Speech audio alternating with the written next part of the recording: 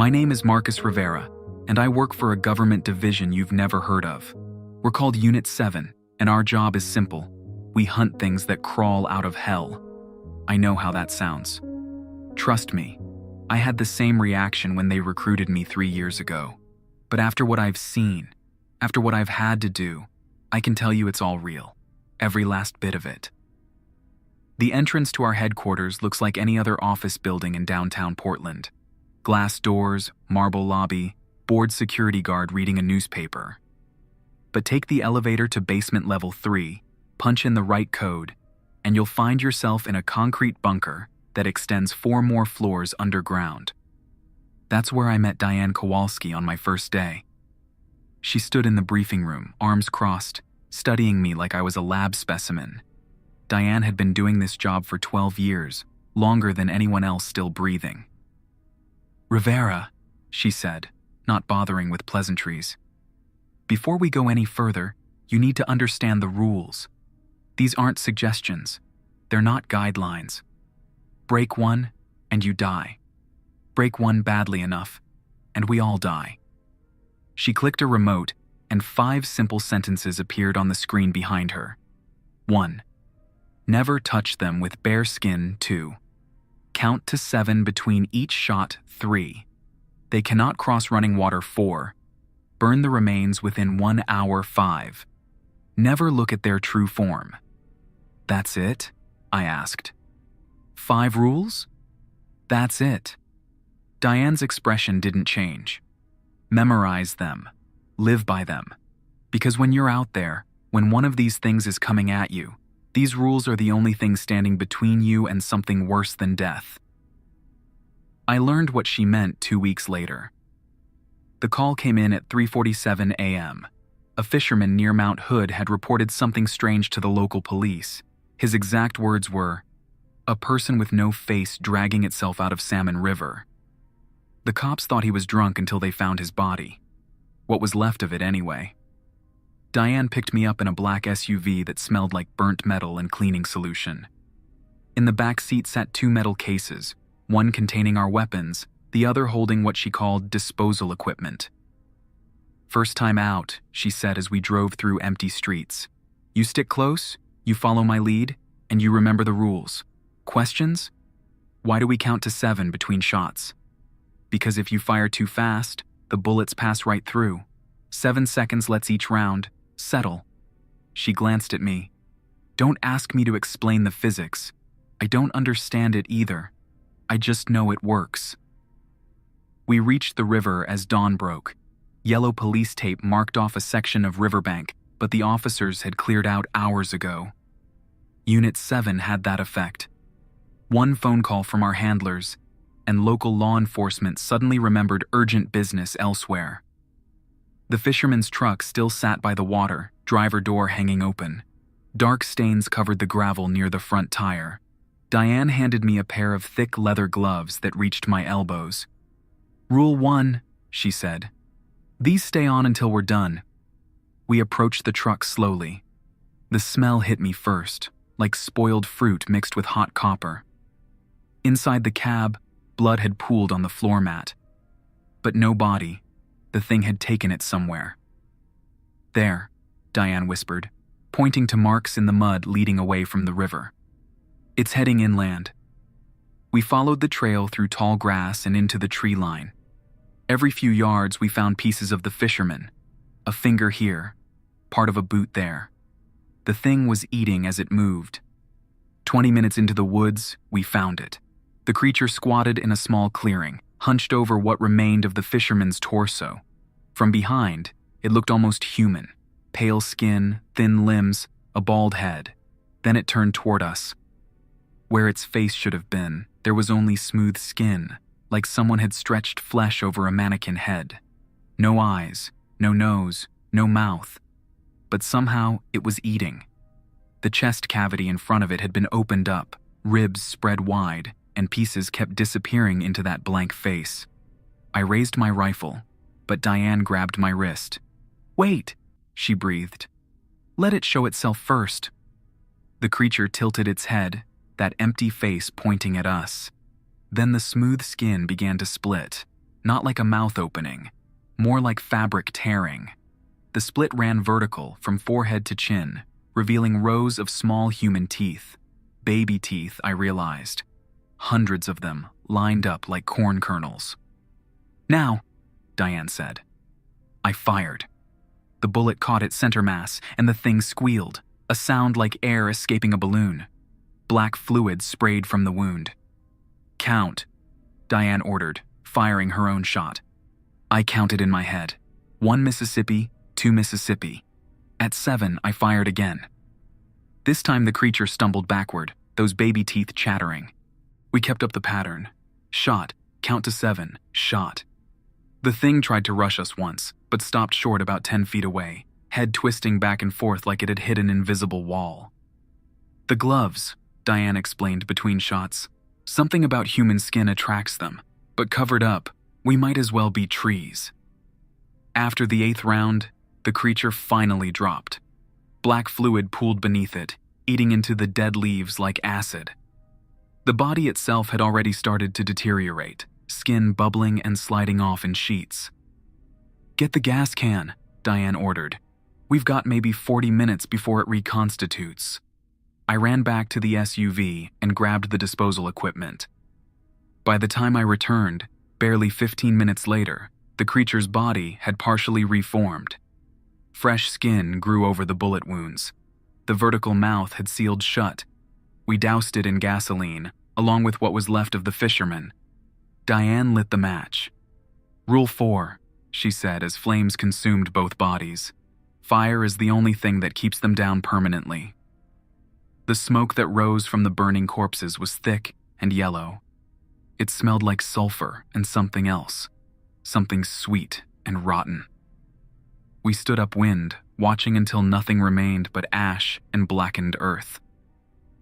On the drive back, I asked Diane about Rule 5. "What did you mean about their true form?" She was quiet for a long moment.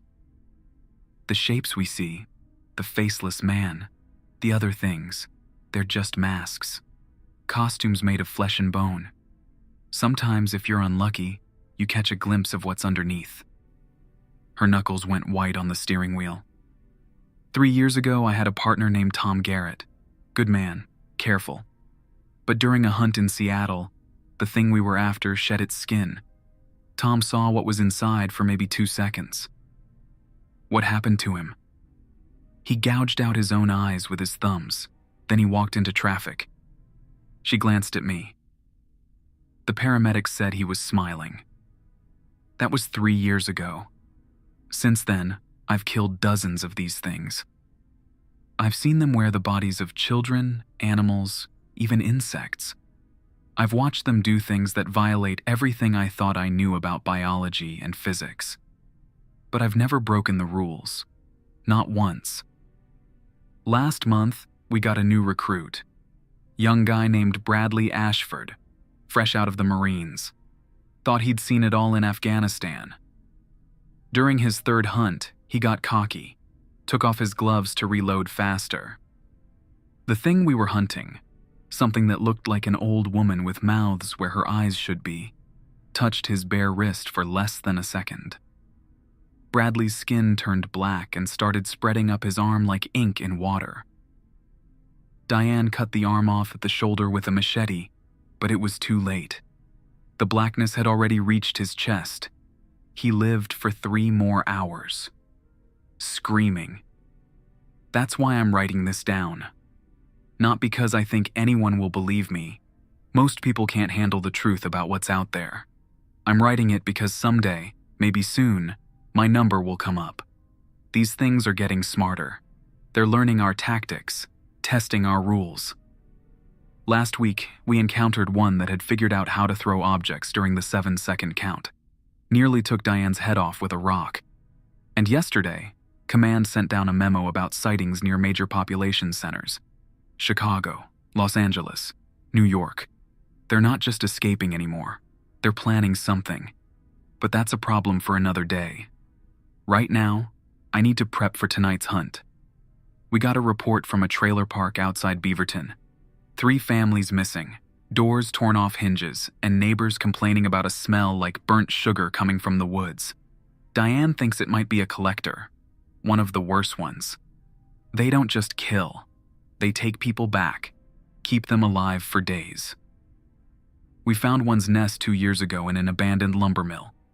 37 people hanging from the ceiling, all conscious, all begging us to kill them. Their bodies had been rearranged, arms sprouting from backs, legs bent into spirals, faces moved to torsos. We burned the whole mill down, but we still hear about missing persons in that area. Sometimes, on quiet nights, search teams report hearing voices from underground, voices they recognize. I try not to think about that. Focus on the rules. Trust the system. It's kept me alive this long. But I know the truth. We're not winning this war. We're just holding the line. Every creature we kill, 2 more seem to crawl out. Every rule we follow, they find new ways to bend. Command won't admit it, but I've seen the projections. At the current rate, within 5 years, we won't be able to contain them. They'll be everywhere. In every city, every town. And when that happens, when the masquerade finally falls apart, I wonder how people will react. Will they fight? Will they run? Or will they simply refuse to believe, even as the things drag them into the dark? I guess we'll find out soon enough. My phone's buzzing. Diane's outside, engine running. Time to go to work. If you're reading this and I'm already gone, remember the rules. They're all that matter. Follow them, and you might survive long enough to pass them on to someone else. Break them, and you'll learn what Tom Garrett saw behind the mask. Trust me, you don't want to know. The trailer park sat at the edge of town, 15 double wides arranged in a horseshoe pattern around a gravel lot. Half the streetlights were out, leaving pools of darkness between the homes. Police tape surrounded 3 of the trailers, their doors hanging off twisted hinges. Full gear, Diane said as we parked. Collectors are smart. They set traps. We suited up. Leather gloves, thick jackets, protective goggles. I strapped on the special holster that forced a 7-second delay between draws, making it physically impossible to fire too fast even in panic. Diane called it idiot-proofing, but I'd seen too many rookies die from rushed shots to argue. The smell hit us as soon as we stepped out. Burnt sugar, just like the report said, but underneath it something else. Raw meat left in the sun. Jenkins' family first, Diane said, checking her tablet. 2 adults, 3 kids, disappeared 4 nights ago. Their trailer was the middle unit. The door hadn't just been removed. It had been peeled away like a sardine tin, metal curled outward in perfect spirals. Inside, furniture sat undisturbed. TV still on, playing a game show to an empty room. Plates on the table, food half-eaten. Whatever took them had come fast, but the walls told a different story. Scratches covered every surface, deep gouges in the fake wood paneling. Not random, they formed patterns. Circles within circles, connected by straight lines. I'd seen similar marks before. Navigation. The collectors marked their hunting grounds like wolves marking territory. Back bedroom, Diane whispered. We moved down the narrow hallway. Family photos lined the walls. Parents, kids, a dog. Normal people living normal lives until 4 nights ago. The master bedroom door stood open. The bed had been shoved against the far wall. In the space where it used to be, someone had torn through the floor. The hole went straight down into dark earth, edges perfectly smooth like they'd been melted. A ladder made of bones, animal bones, I hoped, descended into the black. They're getting elaborate, Diane muttered. She pulled out a flare, cracked it, and dropped it down the hole. The red light fell for 3 seconds before hitting bottom. 40 feet, maybe 50. We going down? No choice. But first we check the other trailers, make sure this is the only entrance. The second trailer belonged to an elderly couple, the Washingtons. Same peeled door, same undisturbed interior. But in their bathroom, we found something new. The mirror had been removed and replaced with what looked like skin. Human skin stretched tight over the frame. When Diane shined her flashlight on it, something moved underneath, like fingers pressing from the other side. "Don't touch it," she warned. "Collector traps. They leave pieces of victims behind, still partially alive. Touch it, and you join them." The third trailer had belonged to a single mother and her teenage son. Their kitchen table had been converted into something I still have trouble describing. The wood had grown, into a tree-like structure that reached the ceiling. Fleshy pods hung from its branches. Inside each pod, we could see shadows, human shapes, curled fetal. "Are they?" "Alive," Diane confirmed. "Collectors don't waste food. They transform it first, make it last longer." We burned the tree. Had to. The shapes in the pods started moving when the flames reached them, pressing against the translucent walls. But they never screamed. That was somehow worse than if they had. Back at the first trailer, we prepared to descend. Diane went first, testing each bone rung before putting her full weight on it. I followed, trying not to think about what the bones had come from. The tunnel at the bottom stretched in both directions. The walls were dirt, but compacted somehow, pressed into a glass-like finish. Our footsteps didn't echo. The sound just stopped, like the tunnel was swallowing noise. "Stay close," Diane whispered.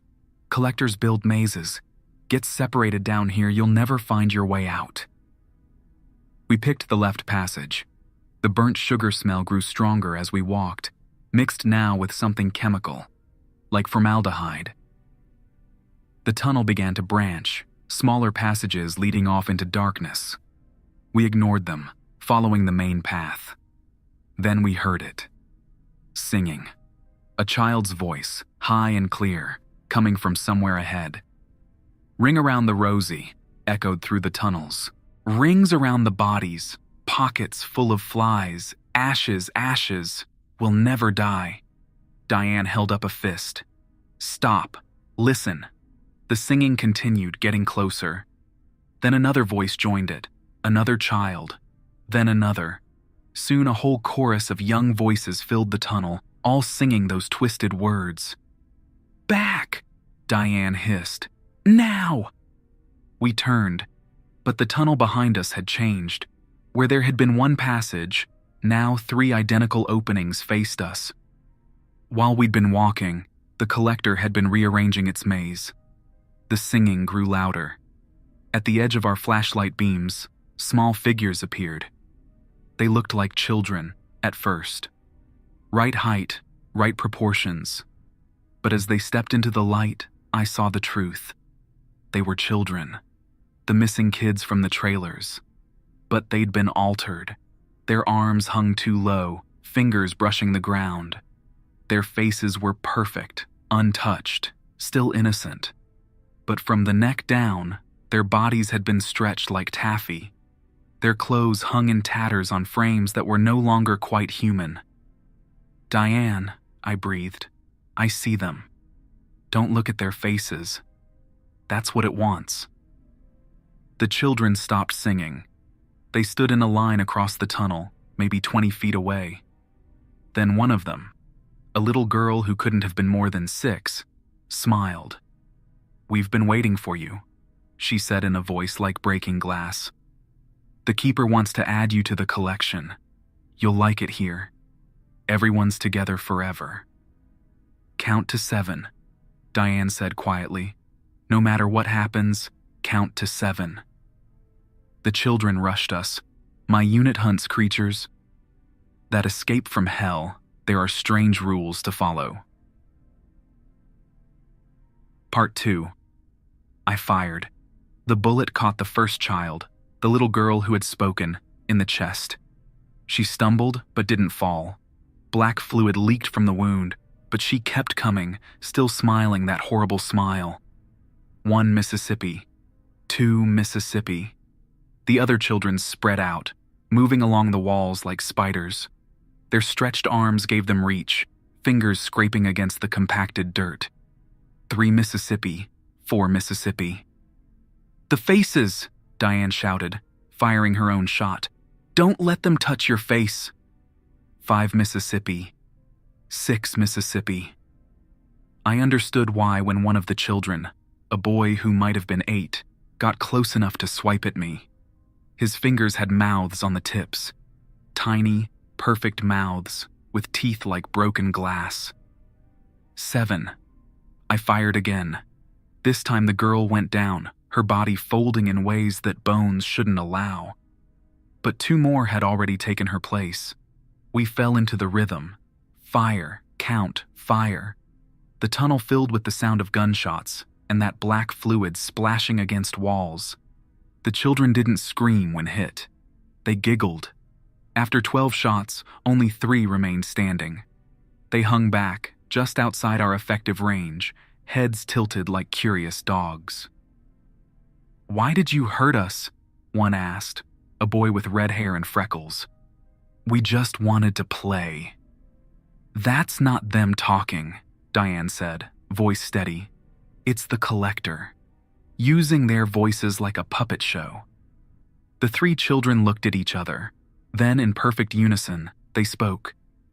"You're right, Diane Kowalski. These are just my favorites. Would you like to see the rest of my collection?" The tunnel walls began to move. What I'd taken for dirt started to shift and breathe. Faces pushed through, dozens of them, all belonging to missing people from the last 5 years. Men, women, children, elderly, all alive, all aware, all part of the tunnel itself. Their mouths opened and closed like fish, but no sound came out. "Run," Diane said. We picked a tunnel at random and ran. Behind us, the 3 remaining children gave chase, their stretched limbs letting them move in horrible bounds. The faces in the walls watched us pass, eyes tracking our movement. The tunnel branched again, left or right. Diane chose left. Another branch. Right this time.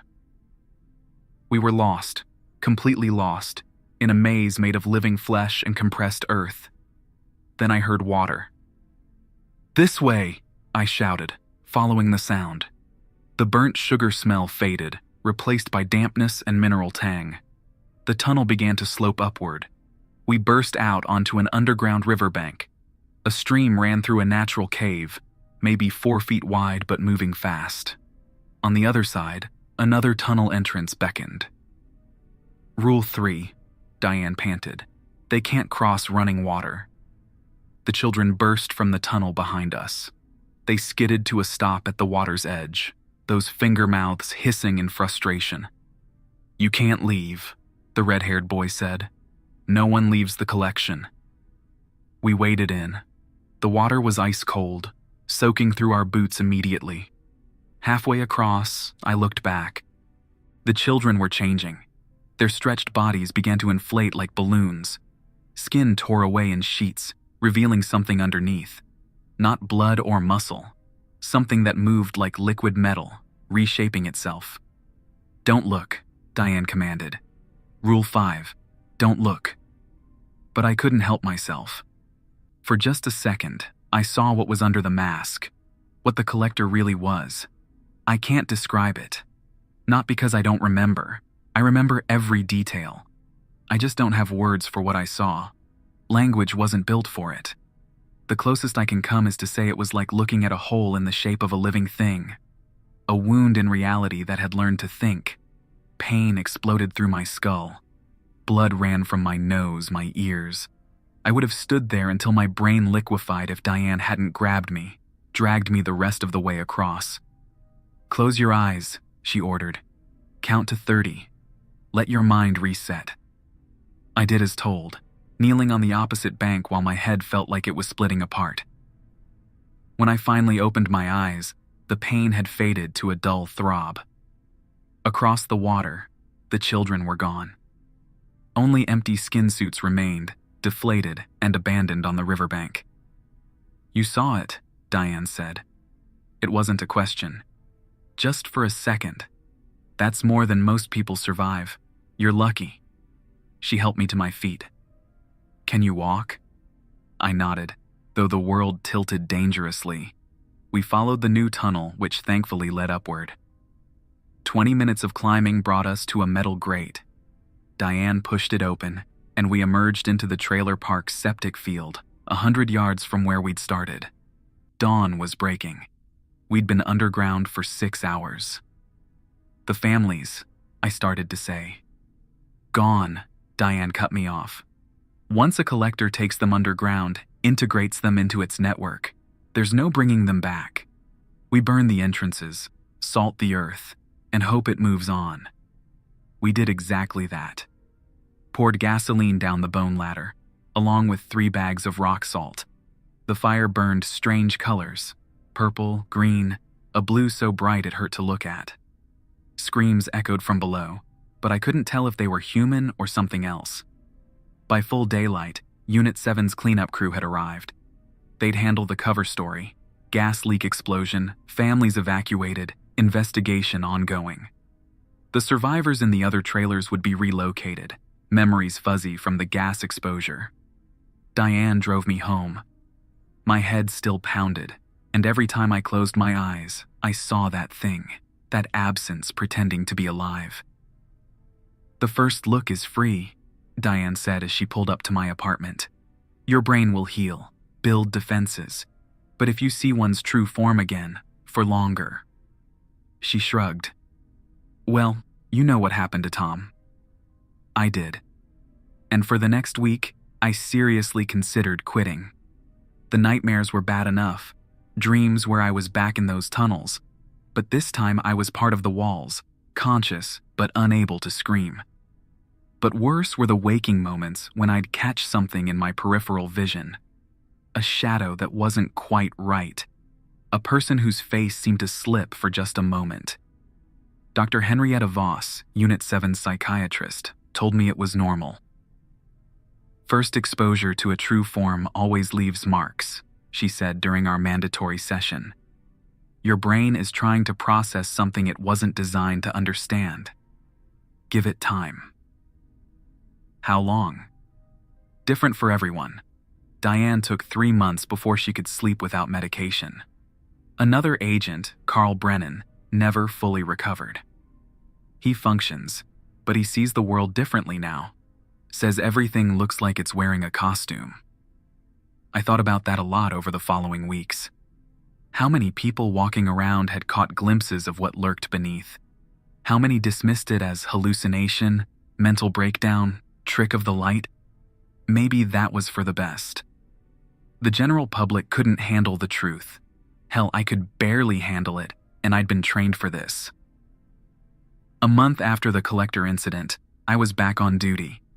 My vision had mostly stabilized, though bright lights still sometimes looked like tears in the air. Diane partnered me with Bradley Ashford for a routine sweep, reports of strange noises in a condemned hospital outside Gresham. Should have been simple. The building had been empty for 3 years, squatters cleared out months ago. We went in at noon, full sunlight, armed and ready. The thing wearing Dr. Philip Morse's body was waiting in the old surgery wing. I recognized him from the missing persons file. Respected surgeon, vanished 2 years ago during a camping trip. His wife still put up flyers around town. But what stood in that operating room wasn't her husband anymore. It had kept his face, his silver hair, even his wire-rimmed glasses. But it had added improvements. Extra arms sprouted from his spine, each ending in surgical instruments instead of hands. Scalpel fingers clicked against each other as he worked on something laid out on the operating table. "Gentlemen," he said without turning around, "you're just in time. I'm about to attempt something quite revolutionary." On the table was a person. Was past tense. They'd been opened up and rearranged like a jigsaw puzzle someone put together wrong. Heart where the stomach should be, lungs in the arms, still alive somehow. Still breathing through a throat that had been relocated to their chest. Bradley threw up. I didn't blame him. Fascinating, isn't it? The thing wearing Dr. Morse's face finally turned to us. The human body is so limited by its original design, but with a few adjustments. It moved faster than anything that size should. One of those scalpel hands whistled past my ear, close enough to part my hair. I fired, counted, fired again. Bradley remembered his training despite the horror, adding his shots to mine. The thing danced between bullets, those extra arms giving it balance and momentum a normal human could never achieve. It wasn't just fast. It moved like physics had given it a pass. The 7-second rule, it said, dodging another shot. Clever little limitation. But have you ever wondered why it works? What exactly happens in those 7 seconds? I didn't answer. Talking to them was against protocol. They could get in your head, make you doubt, make you hesitate. But this one kept talking anyway. Your bullets aren't special. Your weapons aren't blessed. It's the pause that matters. The moment of human thought between violence. That's what pierces our borrowed flesh. It smiled with Dr. Morse's mouth. You're not killing us with lead. You're killing us with patience. That's when Bradley broke the rule. Maybe it was panic. Maybe the thing's words got to him. But he fired twice in rapid succession, less than 2 seconds apart. Both bullets passed through the creature like it was made of smoke. Worse, they kept going, punching through the wall behind it.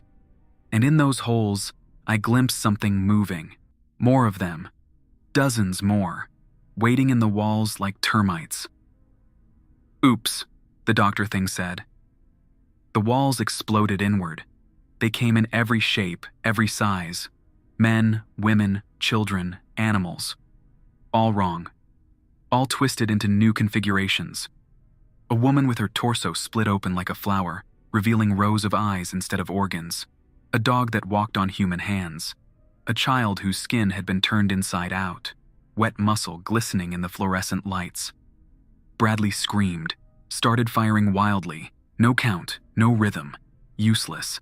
They swarmed him. I grabbed his collar, dragged him toward the exit.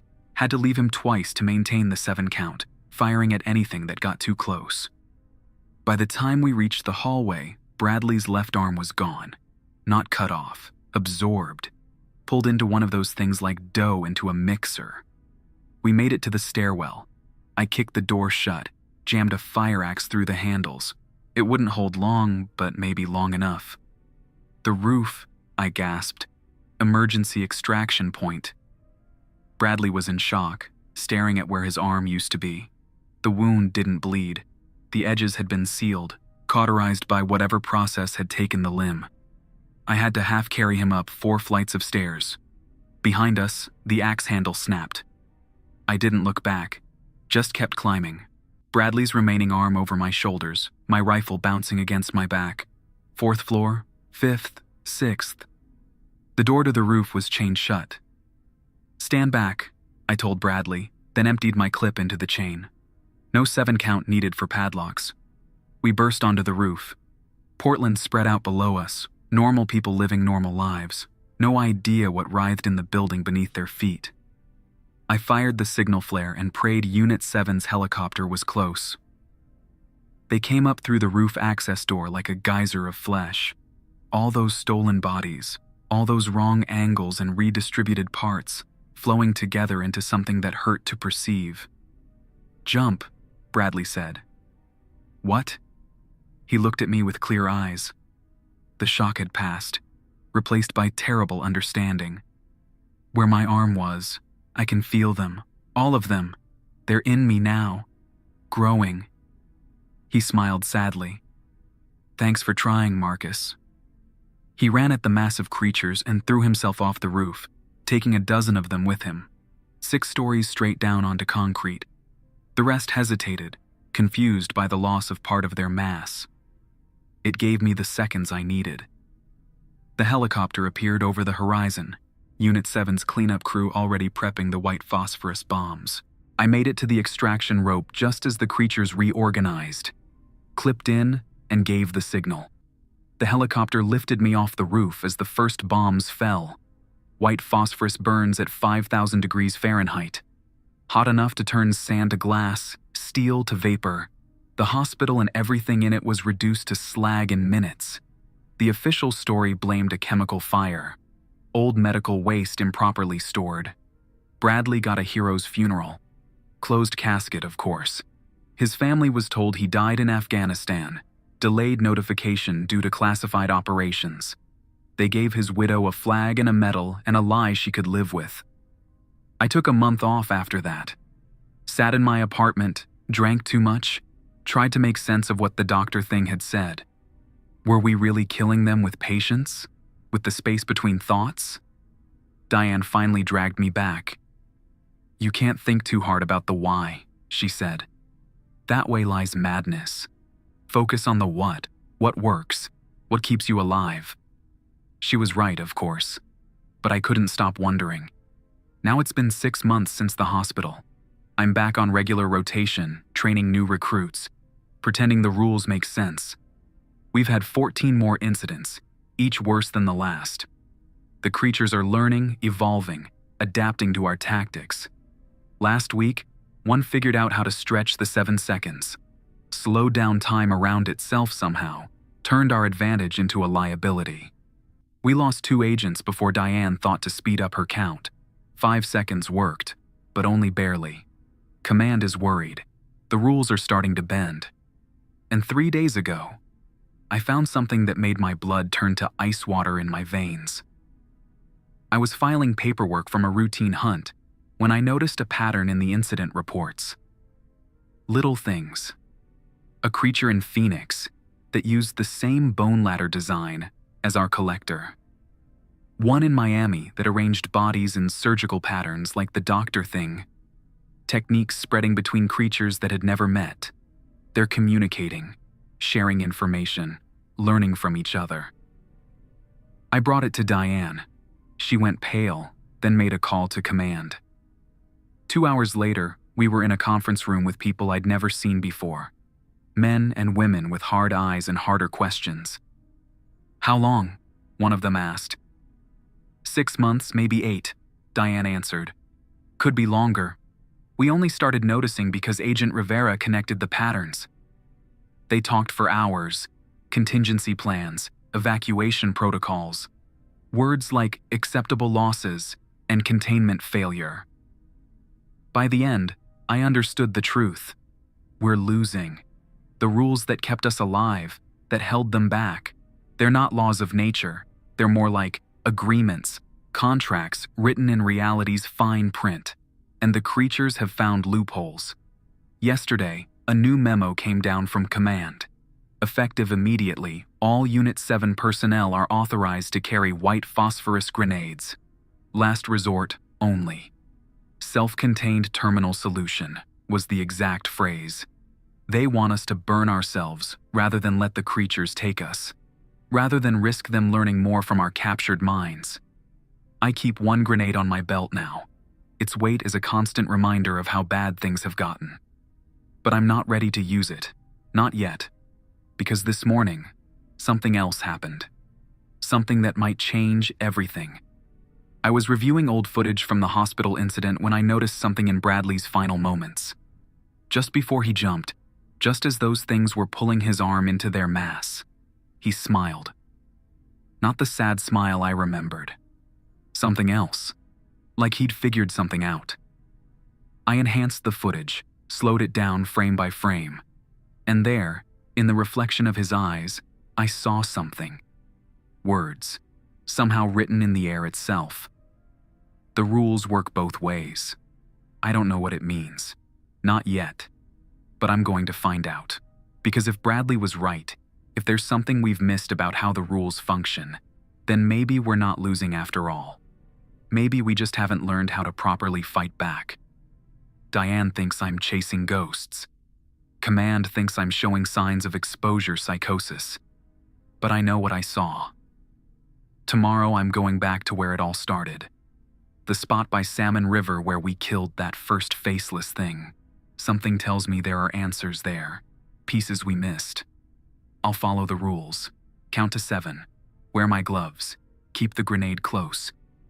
But I'll also remember what Bradley showed me in those last moments. What the doctor thing accidentally revealed. The rules work both ways. Whatever that means, I'm going to find out. Even if it kills me. Because the alternative, watching these things spread, watching humanity pretend the danger isn't real until it's too late, That's not an option. My name is Marcus Rivera. I hunt creatures that escape from hell. And I think it's time we started hunting them properly.